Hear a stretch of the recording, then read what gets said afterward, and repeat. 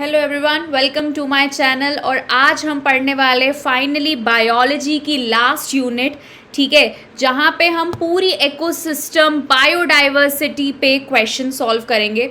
Although ये जो unit है वो काफ़ी ज़्यादा बोल सकते हैं जनरल नॉलेज बेस्ड है। कुछ कुछ चीज़ें तुमने ज्योग्राफी में भी पढ़ी होगी, है ना, ईवीएस में पढ़ी होगी, और वही सेम चीज़ तुम यहाँ दोबारा पढ़ रहे हो। बट कुछ ऐसे टर्म्स हैं, कुछ ऐसी चीज़ें जो तुम्हें दोबारा मतलब एक तरीके से इम्पॉर्टेंट है और नई नई चीज़ें जो तुम पढ़ोगे, है ना। वैसे तो ये यूनिट जो है एक चैप्टर 5 नंबर का, एक 3 का और एक 2 का है। बहुत ही मतलब ज़्यादा इतना वेटेज नहीं है, बट येस ये वेटेज भी इम्पॉर्टेंट हो सकते हैं, है ना, अच्छे नंबर लाने के लिए। और कुछ लोगों के लिए पास होने के लिए भी ये 2-3 नंबर बहुत इंपॉर्टेंट होते हैं, ठीक है। तो स्टार्ट करते हैं बच्चों ये यूनिट का। अच्छा, ये यूनिट पे मैंने पूरे के पूरे कॉमन क्वेश्चंस दिए हैं, बिकॉज अल्टीमेटली वो ही मैटर करता है कि आप तक वो इंपॉर्टेंट क्वेश्चंस पहुंच जाएं, ठीक है। ऐसा मत सोचना कि बाइफर्गेशन नहीं किया इसमें। बाइफर्गेशन इसलिए नहीं किया बिकॉज बहुत ही छोटे वेटेज के ये चैप्टर्स है, तो इसलिए मैंने ना एक ही आपको मतलब आपके पास एक ही मैंने पीडीएफ या पीपीटी बोल लो ला के रख दी है, जहाँ पे आप पूरे के पूरे ये सारे क्वेश्चंस यहाँ सॉल्व कर सकते हो, ठीक है। नाउ स्टार्ट करते हैं सबसे पहले बच्चों। तो पहला क्वेश्चन क्या है यहाँ पे, explain the types of population interaction, ठीक है। पॉपुलेशन इंटरैक्शन के टाइप्स हमें एक्सप्लेन करने हैं, ठीक है। तो पॉपुलेशन इंटरैक्शन क्या होते हैं, जहाँ पे ओवरऑल जो ऑर्गेनिजम्स है वो इंटरैक्ट करते हैं एक दूसरे से, इसलिए अपन उसको क्या बोलते हैं, पॉपुलेशन इंटरैक्शन, ठीक है। तो जैसे भी जितने भी ऑर्गेनिजम्स हैं तो वो एक दूसरे से जब वो इंटरैक्ट करते हैं तो उसको अपन क्या बोलते थे, पॉपुलेशन इंटरैक्शन। लेकिन ये बहुत अलग अलग टाइप के होते हैं, मतलब कि स्पीशीज में बहुत अलग अलग तरीके से इंटरैक्शंस देखने को मिलता है, ठीक है। पहला है कमेंसैलिज्म। कमेंसैलिज्म में क्या होता है कि यहाँ पे इंटरैक्शन देखने को मिलता है ना, स्पीशीज में, है ना। और इसमें एक जो रहता है बेनिफिट में रहता है और दूसरा जो रहता है ना तो वो हार्म्ड होता है ना ही वो बेनिफिटेड रहता है, ठीक है। तो दो स्पीशीज है, दो स्पीशीज में इंटरैक्शन हो रहा है तो एक सिर्फ एक को ही बेनिफिट मिलेगा, ठीक है। आउट ऑफ द टू, है ना, remains in benefit and other is neither harm nor benefited, उसको अपन बोलते हैं कमेंसैलिज्म, ठीक है। फिर होता है एमेंसैलिज्म। एमेंसैलिज्म में इंटरैक्शन होता है जिन स्पीशीज में, ठीक है, one species is harm while other is neither way affected. यहाँ पे एक स्पीशीज को हार्म होता है और दूसरे को कुछ भी नहीं होता, उसको अपन एमेंसैलिज्म बोलते हैं। फिर आता है हमारा प्रेडेशन। तो प्रेडेशन तो तुम समझ ही गए हो गया, प्रेडेशन मतलब प्रेडेटिव, है ना, या फिर हम बोल सकते हैं प्रेडेटर से रिलेटेड, प्रे और प्रेडेटर से रिलेटेड बात करें, शिकार और शिकारी वाली चीज़ें, ठीक है। तो यार प्रेडेशन में क्या होता है, इंटरैक्शन होता है स्पीशीज में ऑफ कोर्स। तो यार एक जो रहता है वो शिकार करता है और एक जो है वो मरता है, मतलब टारगेट स्पीशीज को शिकार करता है, जिसको वो शिकार करता है उसको अपन प्रे बोलते, प्रेडेटर जिसको अपन शिकारी बोलते, ठीक है। तो ऑफ कोर्स बेनिफिट तो मिलता ही, क्योंकि वो तो मर जाता है ना, जो भी स्पीशीज़ का वो शिकार कर रहा है वो क्या हो जाता है बच्चों, मर जाता है। तो उसमें एक और अपना इंटरैक्शन आ जाता है, दैट इज प्रेडेशन। फिर उसके बाद अपना क्या आता है, पैरासिटिज्म। पैरासिटिज्म यार हम 10th स्टैंडर्ड 9th स्टैंडर्ड से पढ़ते हुए आ रहे हैं कि यार पैरासाइट होता क्या है। तो पैरासाइट हमें पता है यार कि पैरासाइट मतलब कि एक ऑर्गेनिज्म जो दूसरे ऑर्गेनिज्म के सरफेस पे रह के या फिर उसकी बॉडी के अंदर जाके खाना लेता है, उसको अपन क्या बोलते हैं, पैरासिटिज्म, है ना। तो जिस बॉडी के ऊपर वो जा रहा है उस बॉडी को हम होस्ट बोलते हैं, ठीक है। तो उसको अपन क्या बोलते हैं बच्चों, होस्ट बोलते हैं। तो the interaction in which a species host another set of species, ठीक है, for fulfilling their requirements and the species are called the parasites, ठीक है। तो यहाँ पे आप जैसे हमारे ऊपर भी बहुत सारे पैरासाइट्स रहते हैं, ठीक है, हमारे ऊपर भी मतलब कभी कभी आ जाते हैं, या फिर हम डॉग्स का जो बॉडी रहते हैं उस पर टिक्स छोटे छोटे से कीड़े से रहते हैं, ठीक है। और डॉग की बॉडी को क्या बोला गया है, होस्ट बोला गया है, ठीक है। Now mutualism. म्यूचुअलिज्म का मतलब होता है अंडरस्टैंडिंग, ठीक है ना, अंडरस्टैंडिंग, या फिर हम बोल सकते हैं कि सिम्बायोटिक रिलेशनशिप, कि यार दो लोग एक साथ एक ही जगह पे रह रहे हैं और दोनों एक दूसरे के लिए काफ़ी ज़्यादा बेनिफिटेड है, इसलिए अपन उसको क्या बोलते थे बच्चों, म्यूचुअलिज्म बोलते थे। जैसे मान लो कि यार एक घर में दो अलग अलग फैमिलीज रह रही हैं, बट वो उन दोनों का बेनिफिट क्या है कि यार एक इसके काम आ रहा है, एक उसके काम आ रहा है, ठीक है, किसी को कोई भी नुकसान नहीं है, एक ही घर में रह रहे हैं, एक ऊपर रह रहा है एक नीचे रह रहा है, बट म्यूचुअलिज्म है, ठीक है। तो उसको अपन क्या बोलते हैं, म्यूचुअलिज्म, ठीक है। वैसे ऑर्गेनिज्म में भी हम बात करते हैं, ठीक है, हमने बहुत लाइकेंस माइकोराइजा के बारे में पढ़ा हुआ है कि यार एल्गी और फंगस का कॉम्बिनेशन हो गया, या फिर बड़े बड़े ट्रीज और फंगस का कॉम्बिनेशन हो गया, तो यार वो एक साथ रह रहे हैं और एक दूसरे के लिए बेनिफिटेड है ना, और ताकि उनका सर्वाइवल भी काफ़ी ज़्यादा ईजी हो सके, तो उसको अपन ने क्या बोला है बच्चों, म्यूचुअलिज्म बोला है। फिर आता है कॉम्पिटिशन। तो कॉम्पिटिशन नाम से ही तुम्हें समझ में आ रहा होगा कि यार अपना अपना सर्वाइवल बहुत ज़्यादा ज़रूरी है, ठीक है। तो यार ऐसी जगह रहती है जहाँ पे यार एक दूसरे का कंपटीशन होता है, क्यों, क्योंकि यार सर्वाइव करना बहुत ज़्यादा ज़रूरी है और एक दूसरे से वो कॉम्पिटिट भी करते हैं, ठीक है। तो as the name suggested, competition allows the species to compete for survival, survival के लिए कॉम्पिटिट करते हैं, ठीक है ना। This also related to the survival of the fittest, ठीक है। तो यार फिटेस्ट अभी हमने पढ़ा था, है ना, लास्ट यूनिट में ही हमने फिटेस्ट के बारे में पढ़ा था। तो the one who has survive has to compete, अगर जिसको अपना सर्वाइवल करना है उसको कॉम्पिटिट करना ही पड़ेगा। जैसे आज के टाइम पे तुम लोग भी देख लो ना, बोर्ड्स आ रहे हैं, तो बोर्ड्स में तुम्हारा भी कॉम्पिटिशन तो होगा ही, कोई ना कोई दोस्त वगैरह कि यार इससे तो मुझे अच्छे नंबर लाने, है ना, नॉट बिकॉज सर्वाइवल, बट तुम्हें ये है कि यार कंपटीशन तो होना चाहिए, कंपटीशन होगा तो कहीं ना कहीं मार्क्स अच्छे आएंगे तो वाहवाही तो मिलेगी, ठीक है। तो वैसे ऑर्गेनिज्म में भी वो चीज़ होती है, ठीक है। Next question, right 4 attributes that contribute the population growth census. तो यार पॉपुलेशन ग्रोथ क्या होती है यार, तो पॉपुलेशन ग्रोथ हमें इतना पता है यार क्या, नंबर ऑफ ग्रोथ कितनी हो रही है पर्टिकुलर रीजन में, रीजन टू रीजन ये वेरी करता है। तो यार किस कारण, 4 ऐसे कौन से एट्रीब्यूट्स है जिसके कारण पॉपुलेशन ग्रोथ जो है वो अफेक्ट कर सकता है। पहला जो है वो सेक्स रेशो, मतलब क्या क्या चीज़ों से आप बता सकते हो। सेक्स रेशियो मतलब उस पर्टिकुलर रीजन में, पर्टिकुलर टाइम में, है ना, उस पर्टिकुलर रीजन में कितने टाइम में मेल और फीमेल देखने को मिले, उसको अपन बोलते हैं सेक्स रेशियो। फिर एक होता है मोर्टेलिटी एंड नेटेलिटी। मोर्टेलिटी मतलब कि कितने लोग मरे उस पर्टिकुलर रीजन, उस पर्टिकुलर टाइम में, और कितने लोगों का नया बर्थ हुआ, कितने लोगों का बर्थ हुआ और कितने लोग मरे, उसको अपन क्या बोलते हैं, मोर्टेलिटी या नेटेलिटी। मोर्टेलिटी मतलब डेथ रेट और नेटेलिटी मतलब कि बर्थ रेट को बोलते हैं, ठीक है।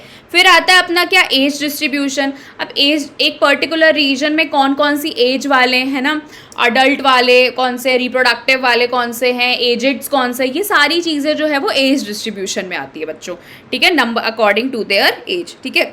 पॉपुलेशन ग्रोथ में कि यार एस्टिमेट आप बोल सकते हो कि यार इस रीजन में एक पर्टिकुलर टाइम में कितनी पॉपुलेशन बढ़ी है, तो उसको अपन क्या बोलते हैं बच्चों, पॉपुलेशन ग्रोथ बोलते हैं, ठीक है, समझ में आया। तो यार ये तो थे हमारे एट्रीब्यूट्स जो हमारे 4 थे। सेक्स रेशियो, ठीक है, मेल फीमेल का सेक्स बताया है, मतलब सेक्स रेशियो मतलब जेंडर बताया, मेल और फीमेल। मोर्टेलिटी नेटेलिटी, कितने मरे, कितने जिंदा हुए, कितनों का बर्थ हुआ। एज डिस्ट्रीब्यूशन, किस किस एज के लोग हैं और कितने टाइम में कितनी पॉपुलेशन इंक्रीज हुई है, वो किस में आता है, पॉपुलेशन ग्रोथ में आता है, ठीक है। अब what factors cause the fluctuation in the density of population, ऐसे कौन से फैक्टर्स है जिसके कारण इस मतलब चेंजेस आ सकते, फ्लक्चुएशंस आ सकते, ऊपर नीचे चीज़ें हो सकती हैं। जैसे मान लो एक पर्टिकुलर रीजन है, उस पर्टिकुलर रीजन में बहुत लोग मर भी सकते हैं, है ना, कुछ लोग मर गए, कुछ लोग का नया बर्थ हो गया, कुछ लोग छोड़ के चले गए और कुछ लोग आ गए, है ना। तो ये 4 चीज़ों पे अपनी सारी चीज़ें डिपेंड करती है। तो पहला अपन पढ़ते हैं नेटिलिटी। तो नेटिलिटी मतलब कि आप ये बोल सकते हो कि यार कितने लोगों का बर्थ हुआ है ना, कितने लोगों का उस पर्टिकुलर टाइम पे बर्थ हुआ है। तो ऑब्वियसली बात है कि यार बर्थ हुआ है तो पॉपुलेशन बढ़ी, लेकिन अगर कितने लोगों का डेथ हो गई है तो अगेन वो चीज़ कम ऊपर नीचे हो जाती है पॉपुलेशन ग्रोथ, ठीक है। तो उसको अपन क्या बोलते हैं, मोर्टेलिटी, जहाँ पे हमें डेथ रेट देखने को मिलता है, ठीक है, पॉपुलेशन डेंसिटी उसमें कम हो जाती है। और मान लो कि अगर नेटिलिटी हुई है क्योंकि बर्थ हुआ है तो वो पॉपुलेशन ग्रोथ जो है थोड़ी बढ़ती हुई नजर आती है। फिर इमिग्रेशन में क्या होता है कि immigration number of individual belonging to the same species that have entered, है ना, जब अंदर आते हैं, है ना। इमिग्रेशन मतलब उस पॉपुलेशन ग्रोथ में या उस रीजन में कुछ बाहर से लोग आए, तो उसको अपन बोलते हैं इमिग्रेशन। लेकिन एमिग्रेशन की मैं बात करती हूँ तो कुछ लोग जैसे वो छोड़ के चले गए, ठीक है, वो हैबिटेट को लेफ्ट कर गए, तो उसको अपन क्या बोलते हैं, एमिग्रेशन। तो आना जाना, जिंदा रहना, मरना, ये सारी चीज़ें जो है कंप्लीटली क्या अफेक्ट कर सकती है, पॉपुलेशन की डेंसिटी को अफेक्ट कर सकती है और पर्टिकुलर गिवन टाइम पीरियड के साथ, ठीक है। तो ये 4 चीज़ें हैं, natality, mortality, immigration and emigration. Now adaptation क्या होता है बच्चों, अडैप्टेशन मतलब कि कोई भी चीज़ को आप अडैप्ट कर रहे हो, ठीक है। जैसे मान लो कि यार मुझे छोड़ दिया ऐसी जगह जहाँ पे मेरे लिए सर्वाइवल मुश्किल है, मैं उस चीज़ को अडेप्ट नहीं कर पा रही हूँ, तो वहाँ पे मैं बहुत जल्दी मर जाऊँगी।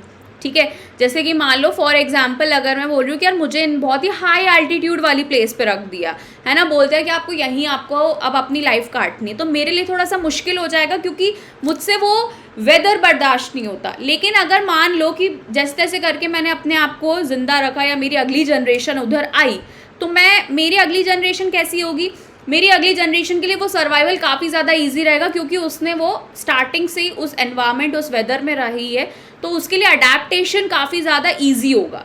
तो अडेप्ट करना मतलब आप अपने सर्वाइवल के लिए आसपास के एनवायरनमेंट को कैसे अडेप्ट मतलब कैसे झेल के आगे बढ़ जाते हो, उसको अपन बोलते हैं अडेप्टेशन। अब वो मॉर्फोलॉजी भी हो सकता है, मॉर्फोलॉजिकल मतलब कि बाहर का अपीयरेंस, फिजियोलॉजिकल भी हो सकता है या बिहेवियरल भी हो सकता है। How do you differentiate between ectoparasite and endoparasite? Ecto means बाहर, ठीक है, और एंडो मीन्स अंदर। तो ऐसे पैरासाइट जो बॉडी के बाहर की तरफ रहे, है ना, मतलब होस्ट की बॉडी के बाहर की तरफ, उसको अपन एक्टोपैरासाइट बोलते हैं। जैसे कि टिक्स अभी जो मैंने बताया था, या फिर हेड लाइस, है ना, जुएं हो जाते हैं सर में, तो वो तो बहुत गंदगी से भी होते हैं, ठीक है, तो वो भी एक एक्टोपैरासाइट है कि जुएं जो है मस्त खाना ले रहे हैं आपके स्कैल्प से, ठीक है। और एंडोपैरासाइट मतलब कि बॉडी के अंदर जाके अपना खाना लेते हो, ऐसे पैरासाइट्स को हम क्या बोलते हैं, एंडोपैरासाइट्स, ठीक है। तो जैसे कि हमारी बॉडी में टेप वर्म है, तो टेप वर्म क्या करते हैं, हमारे गट में प्रेजेंट है, ठीक है, लिवर, फ्लूक, प्लाज्मोडियम, ये सारी चीज़ें, तो टेप वर्म हमारे गट में प्रेजेंट है, तो वो कहीं ना कहीं हमारे लिए हेल्प करे डाइजेशन में भी, ठीक है, तो वो भी, उनको भी खाना मिल ही रहा है और हमारे लिए भी वो डाइजेशन में हेल्प करते हैं। तो ये होते हैं अपने एंडोपैरासाइट, ठीक है। अगला question, the direction of energy flow is, ठीक है। अब आपको पता होगा कि जो एनर्जी फ्लो होती है वो किस तरीके से होती है। सबसे पहले प्रोड्यूसर कौन से होते हैं, प्लांट्स जो अपना खाना खुद से बनाते हैं, ठीक है। अब प्लांट्स को कौन खाएगा, हर्बीवोर्स खाएंगे जो प्लांट ईटर्स रहेंगे। हर्बीवोर्स को कौन खाएगा, कार्निवोर्स खाएंगे जो फ्लैश ईटर्स रहेंगे। एंड फाइनली जब वो मरेंगे तो डिकम्पोज हो जाएगी उनकी body, dead and decaying organic matter जिसको हम बोलते हैं। तो कुछ इस तरीके से जो है चेन चलती है। तो energy flow starts with the producer as they fix the solar energy, है ना, फोटोसिंथेसिस की बात करी गई है, जो अपना खाना खुद से बनाते हैं plants. Then the herbivores are fed up, है ना, प्रोड्यूसर्स को खाएंगे, फिर उसके बाद फर्दर वो कौन खाएगा उनको, कार्निवोर्स खाएंगे, एंड देन वो मरेंगे तो डिकम्पोजर्स के फॉर्म में वो डिकम्पोज हो जाएंगे, ठीक है। Now in a food chain, the peacock eat a snake which is fed upon frog. The frog eat insect while insect eat green plants. The position of peacock in food chain is, तो यार यहाँ पे जो position रहेगी वो top side रहेगी, ठीक है। तो यार यहाँ पे एक फूड चेन कैसे होती ना कि एक ने एक को खाया, फिर एक ने एक को खाया, फिर एक ने एक को खाया, ठीक है।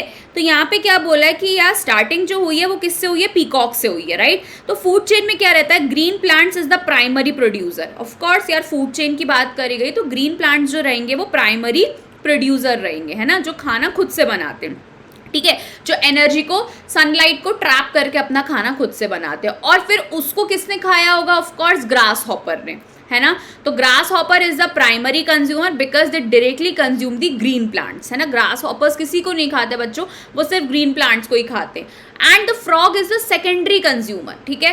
फ्रॉग क्या होगा, सेकेंडरी कंज्यूमर, क्योंकि वो अपने लंबी सी टंग से किसको खा लेता है, ग्रास हॉपर को खा लेता है, तो वो कंज्यूमर हो गया, है ना, कंज्यूम किया उसने। प्राइमरी कंज्यूमर कौन था, ग्रास हॉपर था, क्योंकि उसने प्लांट को कंज्यूम किया। सेकेंडरी कंज्यूमर कौन है, फ्रॉग, क्योंकि उसने ग्रास हॉपर को कंज्यूम किया, right. The snake is the tertiary consumer that eats the frog. और स्नेक को किसने खाया, स्नेक को किसने खाया, फ्रॉग ने खाया। And peacock is the top most carnivores, ठीक है। क्यों, क्योंकि पीकॉक ने किसको खाया, because it eats the snake, therefore it would occupy the top of the apex position, क्योंकि सबसे लास्ट में किसने खाया है बच्चों, पीकॉक ने स्नेक को खा लिया, ऊपर से देख के एकदम अटैक कर दिया, ठीक है। तो कुछ इस तरीके से जो है वो फूड चेन चलती है कि यार आप यहाँ पे producer, secondary producer, tertiary consumer तो होगा ही नहीं, कहीं से कहीं तक वो रहेगा टॉप मोस्ट में, क्योंकि सबसे लास्ट में किसने खाया है, पीकॉक ने, ठीक है। तो यहाँ पे at the top of the apex में कौन रहेगा, पीकॉक रहेगा। Assertion reason, the biological species concept help us to ask how species are transformed. Reason, the concept of biological species focus our attention on the question how reproduce isolation comes about. तो Ernst Mayr ने बच्चों ये वाली चीज़ बताई थी, propose करी थी, biological species का concept which defines the species age group of actually, ठीक है, जो स्पीशीज जो रहते हैं, ठीक है, वो या तो ग्रुप रहते हैं या फिर वो एक साथ इंटरब्रीड करते हैं ना, एक दूसरे के साथ वो ब्रीड करते हैं नेचुरल पॉपुलेशन में, ठीक है, एक पर्टिकुलर एरिया में, और ऑफकोर्स सी बात है वो रिप्रोड्यूस भी करेंगे, ठीक है, natural population which are reproductively isolated from such groups, ठीक है।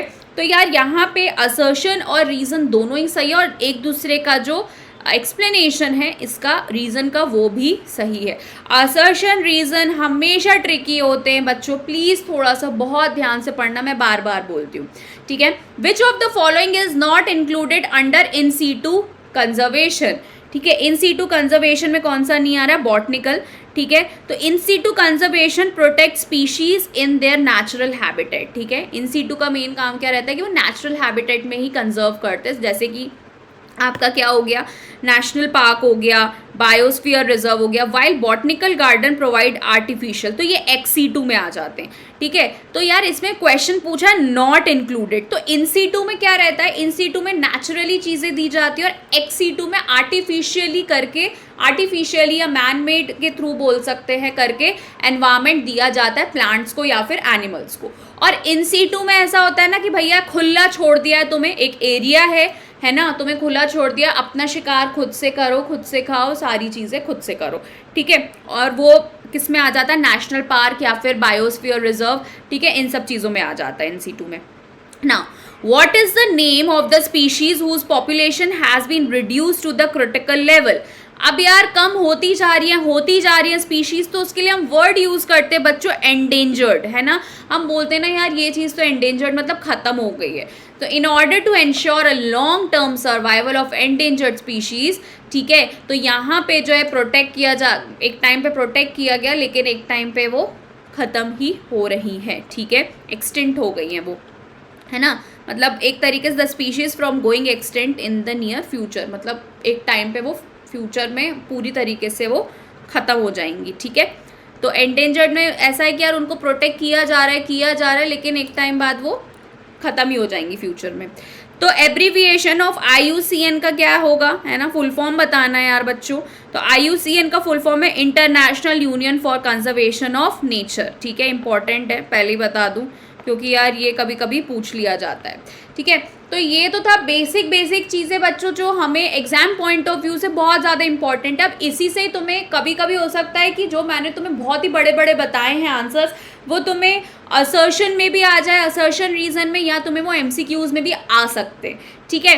तो ये जो चैप्टर है ना वो बस एक ऐसा है ना कि बस एक बार रीड कर लिया और हो गया, क्योंकि बहुत ईजी है। जो टर्म्स बहुत ज़्यादा ट्रिकी थे या कंफ्यूजिंग वाले थे वो मैं तुम्हें ऑलरेडी कुछ आंसर्स में बता चुकी हूँ, ठीक है। तो जस्ट मेक श्योर कि जब आप जाओ बोर्ड एग्जाम के लिए, क्योंकि अब ऑफ कोर्स यार अब ज़्यादा टाइम तो बचा नहीं है, ठीक है, कल ही तुम्हारा बोर्ड का पेपर है, ठीक है, तो अब मेक श्योर कि आप लोग उसको बहुत अच्छे से करो, ठीक है। अभी एक और चीज़ मैं बताने वाली हूँ कि यार डायग्राम्स बहुत इंपॉर्टेंट है, तो डायग्राम्स करके ही जाना, मेक श्योर आप लोगों को सारे के सारे डायग्राम्स बहुत अच्छे से आए, ठीक है। जहाँ ज़्यादा ज़रूरत है ना, मान लो कोई भी क्वेश्चन 5 नंबर का है ना, तो यार मेक श्योर मान लो आपने कंटेंट 3 मार्क्स का लिखा है ना, तो यार 2 मार्क्स के डायग्राम बना के ज़रूर आना अगर उसमें रिक्वायर्ड है तो, ठीक है। अगर आता है और रिक्वायर्ड और टाइम भी है तो बिल्कुल आप टाइम मैनेजमेंट करके डायग्राम ज़रूर बना के आना, ठीक है। तो बिल्कुल डरना नहीं, अच्छे से कल पेपर है, एकदम बेहतरीन तरीके से रिवाइज करो, ठीक है, ये क्वेश्चंस करके जाओ, मेक श्योर कि कुछ भी ना छोड़ो, ठीक है, बिल्कुल बिना डरे बिना डिप्रेशन के पेपर देखे जाओ, बिल्कुल कुछ भी मत सोचना, बस रिवाइज करो। ये मेरे जितने भी क्वेश्चंस हैं 5 यूनिट के, एक बार वो रिवाइज करो, एक बार बुक रिवाइज करो, अब बेहतरीन आंसर्स लिख के आओ। ओके बच्चों, so all the best for your exams, bye.